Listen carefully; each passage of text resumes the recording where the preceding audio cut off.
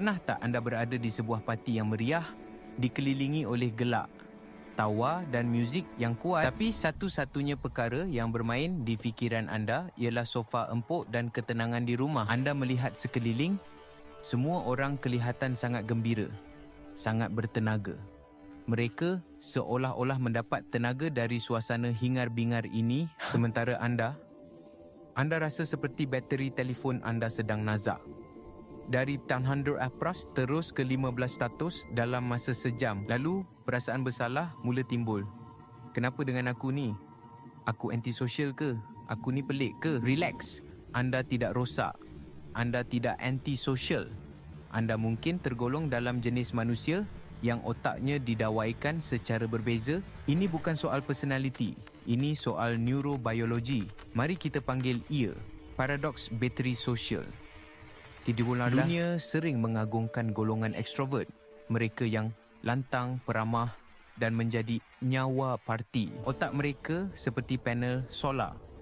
Semakin banyak pendedahan kepada cahaya sosial, semakin banyak tenaga yang mereka jana. Kemudian ada golongan introvert, anda. Otak anda bukan panel solar. Ia lebih seperti bateri boleh cas semula. Setiap interaksi sosial, walaupun yang menyeronokkan, akan menggunakan sebahagian dari cas bateri tersebut. Mengapa ini berlaku? Jawapannya terletak pada bahan kimia dalam otak yang dipanggil dopamin. Dopamin sering digelar molekul ganjaran. Ia membuatkan kita rasa seronok dan bermotivasi. Ekstrovert mempunyai sistem ganjaran dopamin yang kurang sensitif. Mereka perlukan banyak rangsangan luar seperti parti, perbualan dan pengembaraan untuk merasai kick dopamin itu. Bagi mereka, suasana yang sibuk itu umpama sebuah bufet dopamin, semuanya lazat dan memberi tenaga. Introvert pula sebaliknya. Otak anda sangat sensitif terhadap dopamin. Anda tidak perlukan banyak rangsangan untuk mengaktifkan sistem ganjaran anda. Malah, terlalu banyak rangsangan luar boleh menyebabkan overdose, membuatkan anda rasa letih, gelisah dan ingin melarikan diri. Parti yang menjadi bufet dopamin untuk ekstrovert, bagi anda ia seperti dipaksa makan 10 biji kek. Hari jadi sekaligus.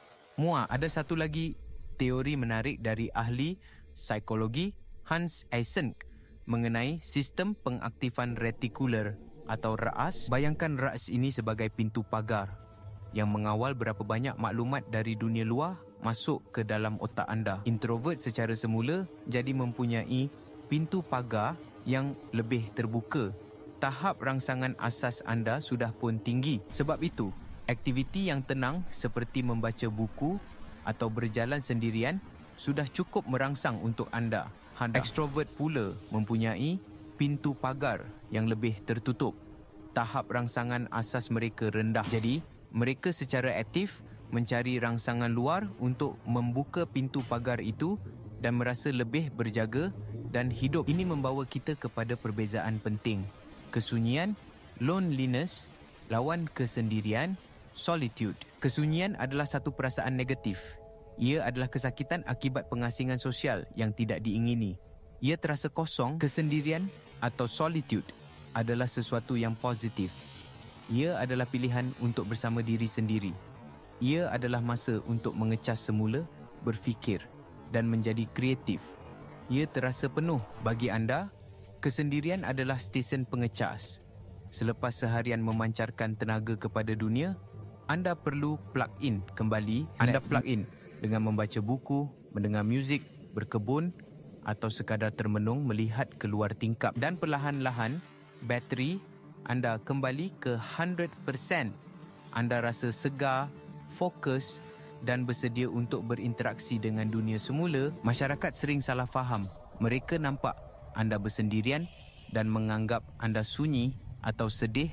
Mereka tidak faham bahawa di saat itu, anda sedang melakukan penyelenggaraan jiwa yang kritikal. Jadi, bagaimana untuk hidup dengan harmoni sebagai seorang pengecas solo dalam dunia yang bising ini? Pertama, kenali dan terima diri anda. Anda bukan versi ekstrovert yang rosak. Anda adalah introvert yang berfungsi dengan sempurna. Berhenti memaksa diri untuk menjadi nyawa parti. Peranan anda mungkin sebagai pemerhati yang tajam, pendengar yang baik, atau orang yang membawa perbualan yang mendalam di sudut yang senyap. Kedua, hormati bateri sosial anda. Ia adalah sumber yang terhad.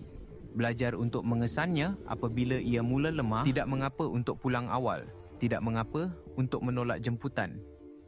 Tidak, yang jujur adalah lebih baik daripada ya, yang terpaksa yang akan mengeringkan tenaga anda. Ketiga, rancang masa kesendirian anda. Jangan tunggu sehingga anda benar-benar kosong. Jadikan ia satu temujanji yang tidak boleh dibatalkan dengan orang yang paling penting, diri anda sendiri. Keempat, berkomunikasi dengan jujur. Terangkan kepada rakan-rakan dan keluarga anda bagaimana sistem operasi anda berfungsi. Katakan, saya sangat seronok keluar dengan awak, tapi sekarang bateri saya dah lemah dan saya perlukan masa untuk cas semula. 5. Orang yang betul-betul mengambil berat tentang anda akan faham dan menghormatinya. Jika kesendirian memberi anda tenaga, anda bukan aneh atau ganjil. Anda adalah sebahagian daripada kumpulan manusia yang otaknya dibina untuk kedalaman, bukan keluasan. Otak anda lebih suka satu perbualan yang bermakna berbanding 100 perbualan kosong. Ia dibina untuk fokus, pemerhatian dan kreativiti yang sering lahir dari ketenangan. Dalam dunia yang semakin bising, yang sentiasa menuntut perhatian kita, keupayaan untuk selesa dan produktif dalam kesendirian bukanlah satu kelemahan.